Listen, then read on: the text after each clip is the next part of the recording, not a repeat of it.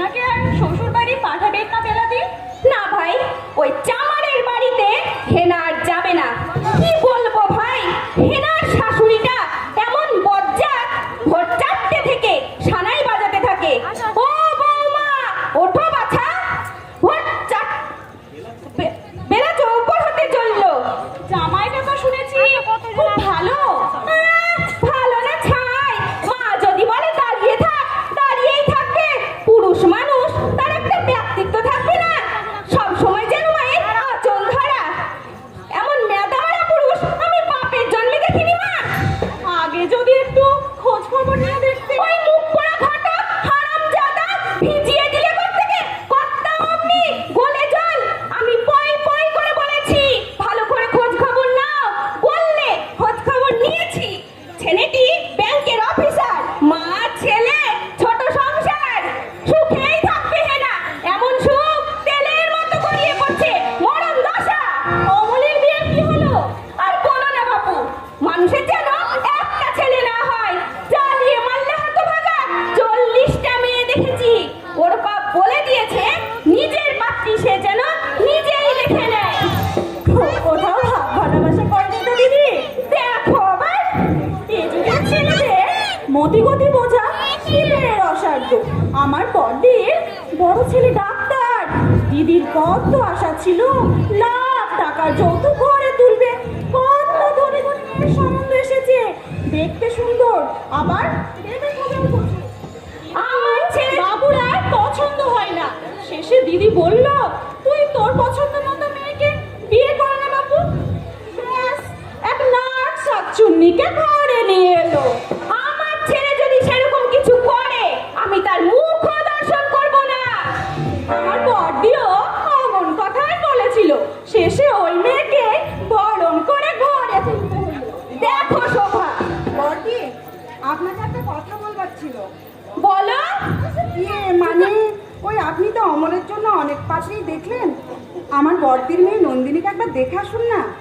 উচ্চ মাধ্যমিক পাশ করেছে, ভালো গানও জানে।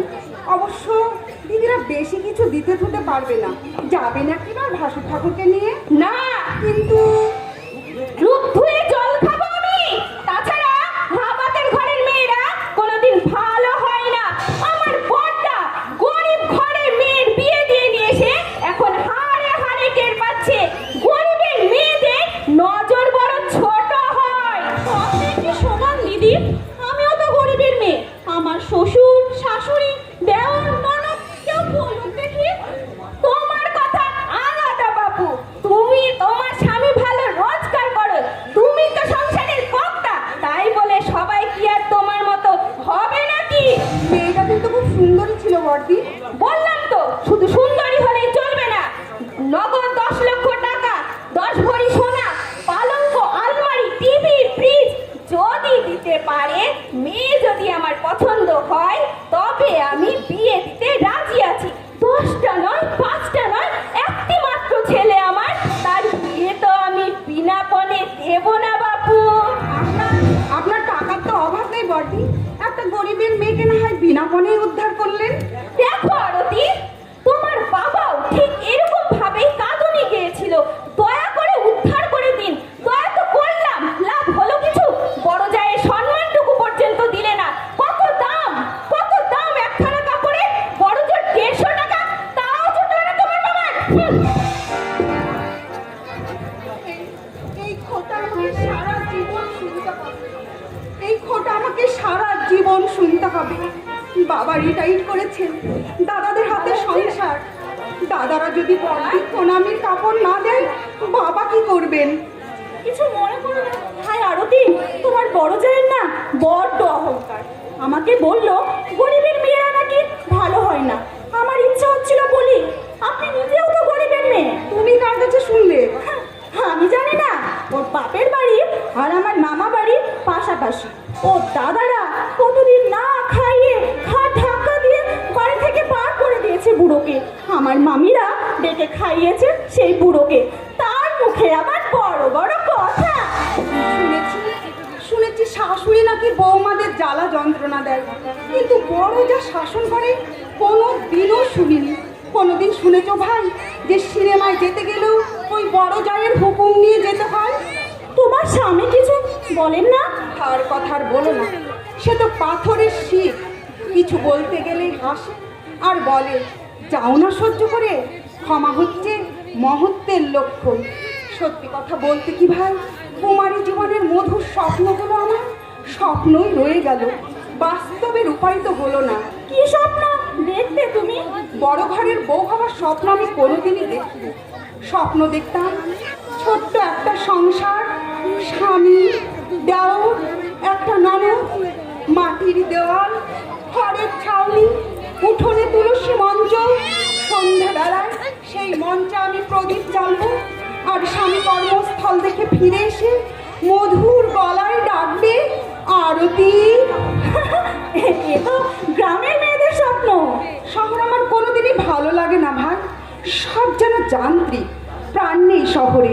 রুক্ষ ইট, কাঠ, কংক্রিট, মেকি সভ্যতা, নকল আভিজাত্য, নিষ্প্রাণ হাসি, কথায় কথায় ফর্মালিটি। তুমি তো অনেক কিছু জানো ভাই। জেনে আর কি হবে ভাই, অন্তরটা যে আমার ধীরে ধীরে মরে যাচ্ছে।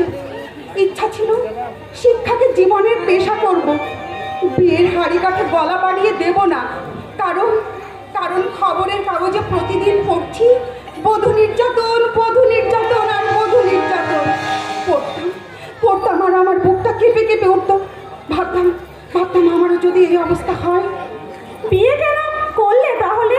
কেন করলাম? বাবাকে আমি জানিয়ে দিয়েছিলাম বিয়ে আমি করবো না। বাবা কাঁদতে লাগলেন। দাদারা খেতে গেল, সব জানিয়ে দিল আমার দায়িত্ব তারা কেউ নেবে না। বাবা কাঁদতে কাঁদতে বললেন এই বৃদ্ধ বয়সে তুই আমাকে দুঃখ দিবি মা। তাই তাই নিরুপায় হয়ে আমাকে মত দিতে হলো। কারণ কারণ আমাদের সমাজ এমনই, একটা মেয়ের একা থাকাটা যে ভালো চোখে দেখে না। কাকিমা কাকিমা, গানের সুরটা একটু বলে দেবে? কি গান গো? বুলবুলি নীরব নাগেশের বলা। আচ্ছা, নজরুল গীতি তো? হ্যাঁ, কাল স্কুলে ফাংশনে গাইতে হবে। সুরটা আমরা জানতাম কিন্তু ভুলে গেছি। আরে সুর আবার কেউ বলে নাকি? আমাদের সাময়িক গান শেখায়, মাস্টার গানে শিখলে ভুলতাম না। আচ্ছা ঠিক আছে, আপাতত গানটা তুলে না, তবে হারমোনিয়াম হলে খুব ভালো হতো জানো। দাঁড়াও নিয়ে আসছি।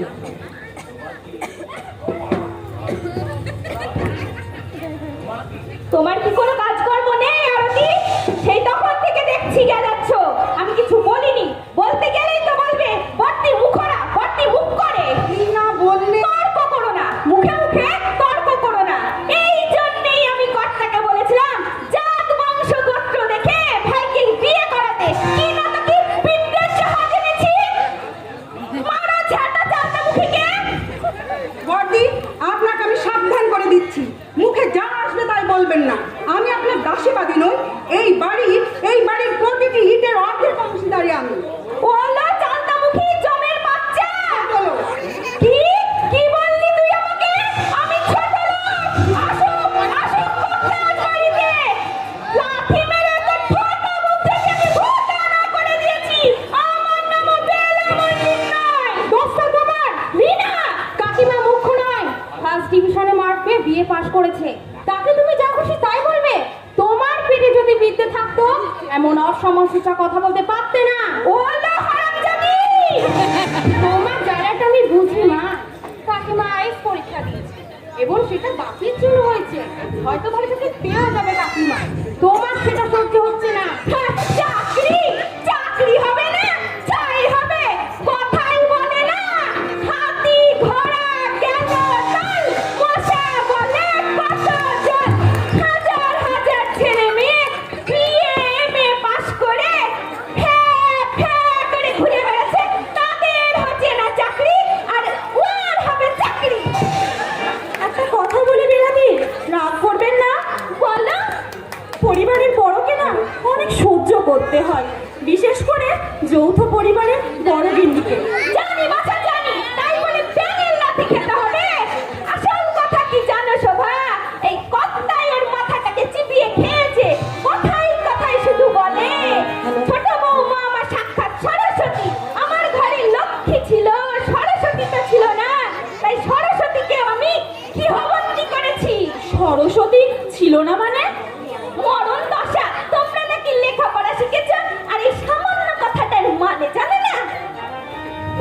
দুঃখিত।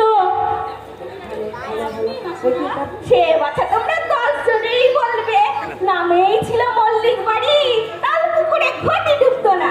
আমি আসবার পরেই হু হু করে বাড়তে লাগলো ব্যবসা, আর জোয়ারের জলের মতো আসতে লাগলে টাকা পয়সা।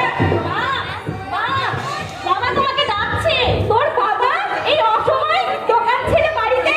কি জানি, বললে তো মাকে ডাক। তোর দাদা এসেছে। অমর, বিয়ে টিয়ের ব্যাপার বোধ হয়।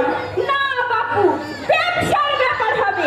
কর্তার এইটুকু গুণ আছে, আমাকে জিজ্ঞেস না করে কোনো কাজে হাত দেয় না। যাই শুনে আসি কিসের জন্য ডাকলে। তুমি আর শ্বশুর বাড়িতে যাবে না হেনা? মরতে যাবো ওই নরকের মধ্যে। নরক বলছো কেন হেনা? স্বামীর ঘর তো মেয়েদের স্বর্গ। স্বর্গ? মারো মারো ঝেঁটা অমন স্বর্গের মুখে। শাশুড়ি হারামজাদি, বচ্চতের গাছ। ভোর হতে না হতেই চিৎকার আরম্ভ করবে, ও বৌমা বৌমা ওঠো, বেলা চোখর হলো বাছা। যতক্ষণ সাড়া না পাবে ততক্ষণ ডাকতেই থাকবে। তাই নাকি? আর ছেলেটাও হয়েছে তেমন মেদামারা। তুই পারিস না ওই বুড়িটাকে ধমক দিতে?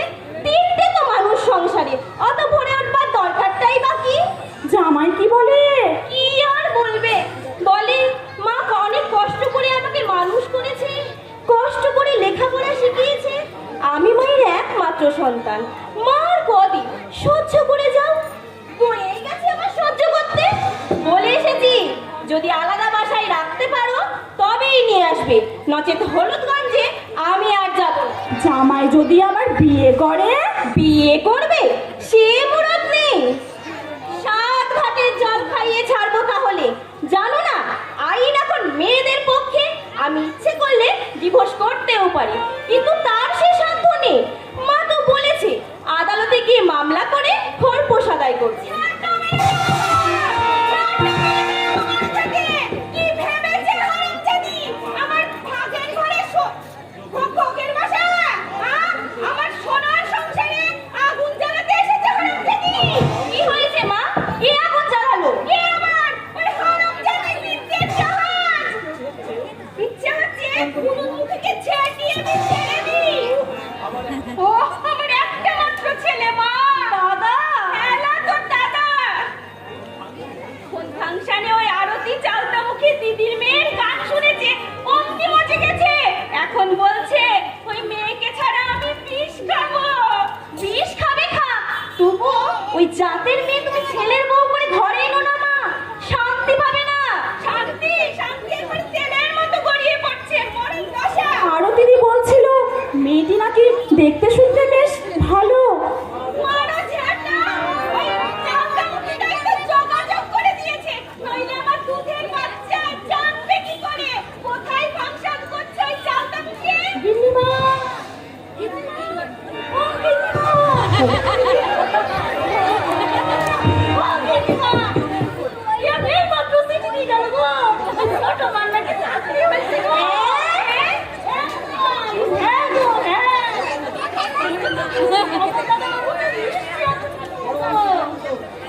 বাবু সে কি আনন্দ গো মা, আনন্দিত নাচছে গো।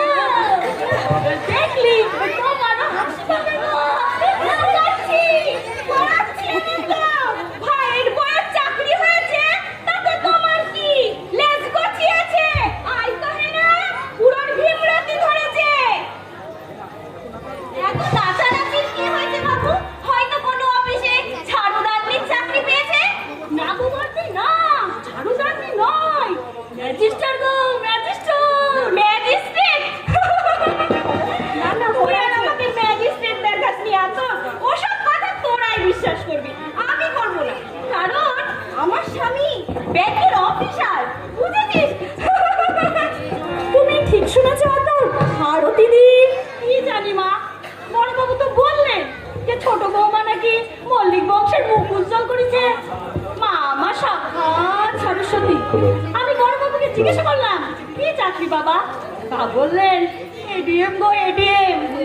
আমি তো মুখ্য সূক্ষ্ম মানুষ মা, এডিএম কাকে বলে কে জানে। তখন মীনাদি বললে যে ম্যাজিস্ট্রেট। যা যা যা তরকারিটা মনে হয় পুড়ে গেল গো। এই আমি চললুম, না হলে আবার গিন্নিমার কাছে গালি খেতে হবে গো, গালি খেতে হবে, চললুম।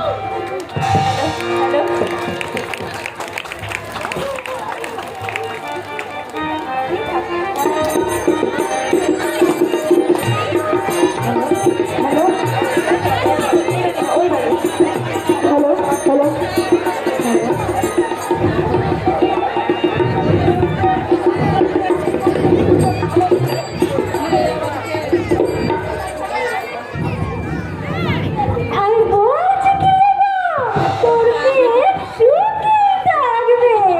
ওই নৌকা লেখাপড়া করেনি বটে, কিন্তু মোটা পয়সা রোজগার করে আমারও সবাই। যদি কোথাও কোনো গোলমাল হয়, আচ্ছা সেখানে নৌকা আসছে, তাহলে হুড়ুহুড় করে সবাই পালাবে। না মাসি, মেয়ে যদি আমার সারা জীবন আইবুড়োও থাকে, তবু ওই সমাজ বিরোধী মস্তানের সঙ্গে নন্দিনীর আমি বিয়ে দেব না। দেখো বৌ, নন্দিনী উচ্চ মাধ্যমিক পাশ করেছে, দেখতে শুনতেও খারাপ না। মা হয়ে কোন প্রাণে তাকে যাত্রার হাতে তুলে দি বলো তো? না ভুলে যা, নৌকা তোদের জামাই হলে ও বাপ থাকবে না। তো স্বামী তোদের হাত পানিতে ঘুরছে, ভালো চিকিৎসা তো করাতে পারিস না। বয়সটা মেয়ে গলার কাটা হয়ে গেছে না। আমার মেয়ে আমার গলার কাটা নয় মাসি। এখন আছে চাল, 1 বছর পরে হবে ভাত। সেই ভাত পচে গন্ধ বেরোবে, তখন মানুষ তো দূরে থাক, কখনো খাবে না। আমার মেয়ে বলে কথা। আমার মেয়ে সে জাতের নয় গো মাসি। বাইরে বাইরে একা একা ঘুরতে দেখেছে কোনোদিন? এই যে এত নাচ গান যাত্রা থিয়েটার হয়, মেয়েরা একা একাই সিনেমায় চলে যায়। আমার নন্দিনীকে যেতে দেখেছো কোনোদিন? তাহলে মেয়ের বিয়ে দিবি না? দেব, তবে লগর সঙ্গে নয়। লগা লগা ছেলেটা কি এমন খারাপ? নেশা ভাই না একটু করে, ছুরি নিয়ে না একটু ঘুরে। মানছি মানছি, হাজারটা বদনাম লাগার, কিন্তু পুরুষ মানুষ হচ্ছে শালগ্রাম শিলা না? সেই শালগ্রাম শিলাকে আমরা তো পূজাই করি না। না মাসি, তুমি যতই বলো না কেন, ওই সমাজ বিরোধী মস্তানের সঙ্গে নন্দিনীর আমি বিয়ে দিতে পারবো না। থাকতে পারে আমার সহস্র অভাব, দুবেলা জুটিয়ে আনতে পারছি না, তাও ঠিক। তাই বলে বিয়ে নামক যুবকাষ্টে নন্দিনীকে আমি বলে দিতে পারবো না। বলি নয় তো কি মাসি, বলি নয় তো কি? শিক্ষায় দীক্ষায় শিষ্টায় শালীনতায় আচার ব্যবহারে কোনো দিক দিয়ে লভার সঙ্গে নন্দিনীর মিল হবে না। দামি দামি শাড়ি গহনা করবে, আর মেয়ে আমার হাহাকার করে কাঁদবে, ভাগ্যকে অভিশাপ দেবে। আমি বরং বিষ খাইয়ে চিরকালের মতো নন্দিনীকে ঘুম পাড়িয়ে দেব। তবু ওই সমাজ বিরোধী মস্তানের সঙ্গে নন্দিনীর আমি বিয়ে দেব না গো, নন্দিনীর আমি বিয়ে দেব না, দিতে পারবো না।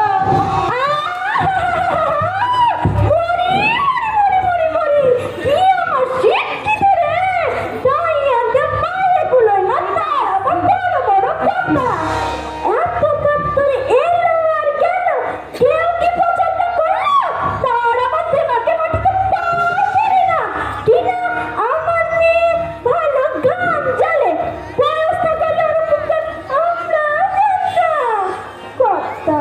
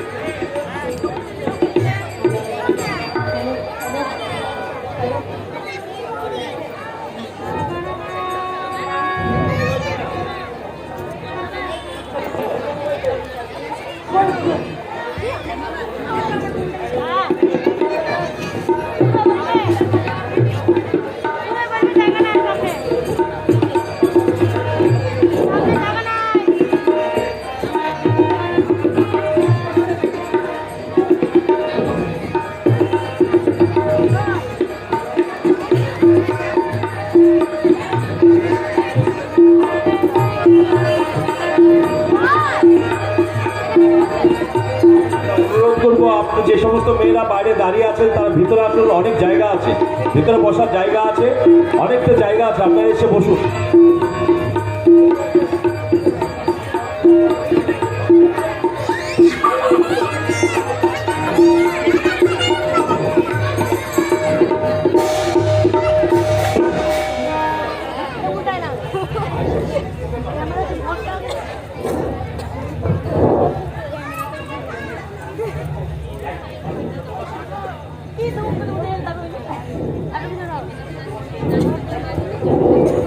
বাহ, অনেকদিন পর তোর সঙ্গে দেখা হয়ে খুব ভালো লাগছে সই। হ্যাঁ, খুব আনন্দ হচ্ছে। জানিস, ছোট মাসে চিঠি পেয়েছি, 24 পরগনায় এজিএম হয়েছে। খুব লাকি বল তোর ছোট মাসি। হ্যাঁ, ভাগ্য কিছুটা সহায় ছিল বলতে হবে, নইলে অনেক প্রতিভারই তো সুযোগের অভাবে অকালে ঝরে পড়ে আমাদের সমাজে।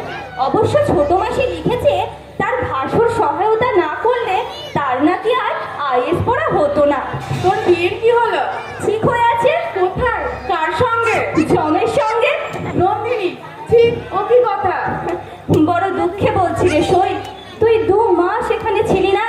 এই 2 মাসে 4 দল এসে দেখে গেছে, প্রত্যেকেই জানান গিয়ে চিঠি লিখে জানাবে, কিন্তু চিঠি আর আসে না। বাবা বোঝে না। বাবা প্রায়ই জিজ্ঞাসা করে, হ্যাঁ রে মা, চিঠিপত্র কিছু এলো? আমি বলি না বাবা। বাবা যখন দীর্ঘশ্বাস ফেলে আমার বুকটা তখন কান্নায় ফেটে যায় সই, জানিস। কেমন মানুষ তারা?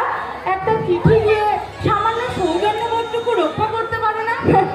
বাবা বোঝে না, কিন্তু আমি বুঝতে পারি সই। আমাদের বাড়ি ঘরের অবস্থা দেখে তারা বুঝতে পারে এরা কিছু দিতে পারবে না। পাওনাটাই কি সব?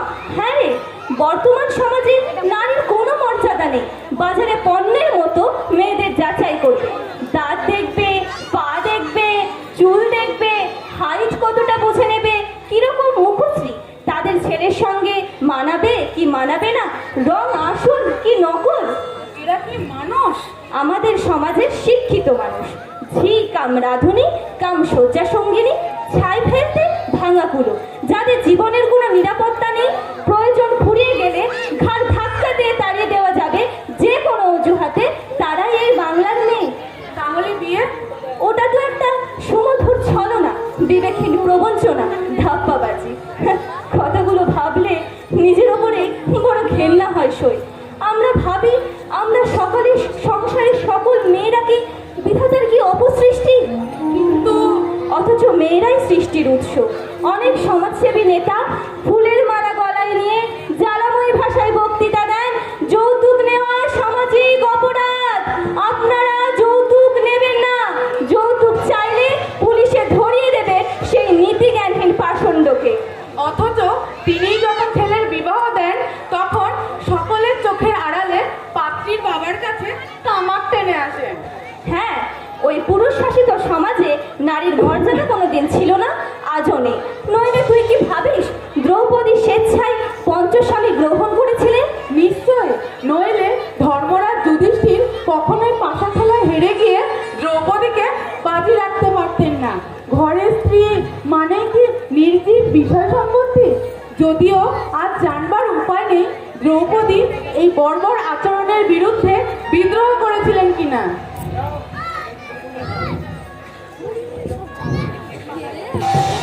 এটাই কি কোনো বসে রইলি? হ্যাঁ, কিন্তু কোত্থেকে এসছেন আপনারা? তুমি বোধহয় কোনো বাবুর মেয়ে? হ্যাঁ, কিন্তু আপনারা মানে আপনাদের তো ঠিক চিনতে পারলাম না। আমরা হলুদগঞ্জ থেকে এসেছি, তোমার বাবাকে খবর দাও। হলুদগঞ্জে তো ছোট মাসির বাড়ি। হ্যাঁ, তারই বড় যায়নি।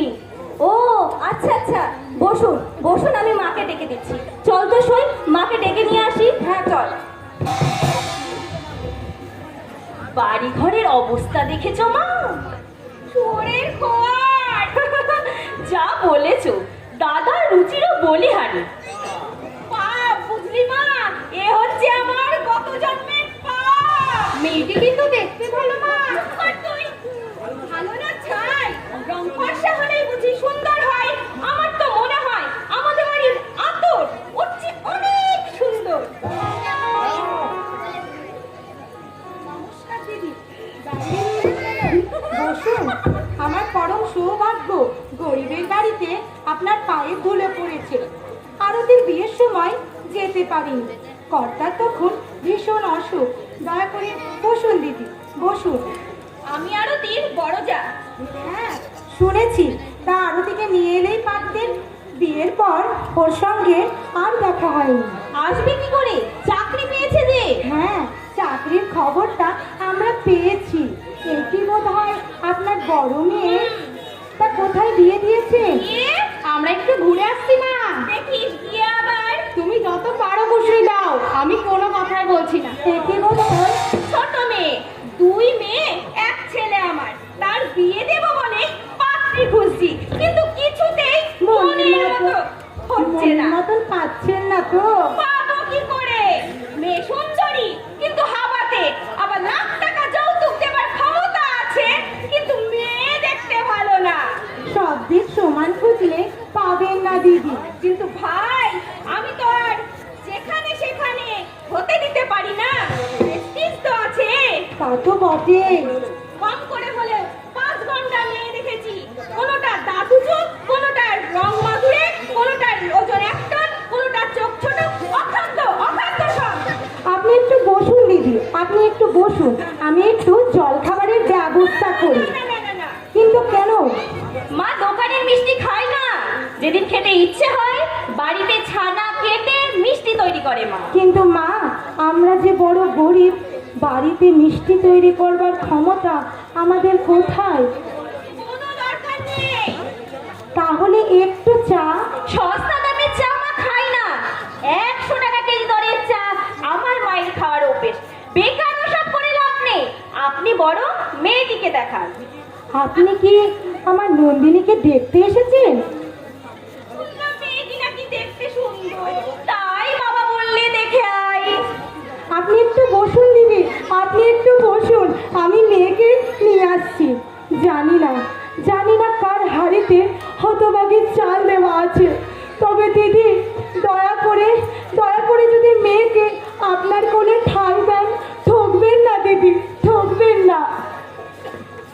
দেখলে মা কেমন ভিজিয়ে দিয়ে গেল। বাচ্চা তুই, আমার নাম বেলা মল্লিক। এত সহজে আমাকে টুপি পরাতে পারবে না। ছেলেটা যদি গোনা ধরতো, এমন বাড়িতে আমি থুতুও ফেলতে আসতাম না।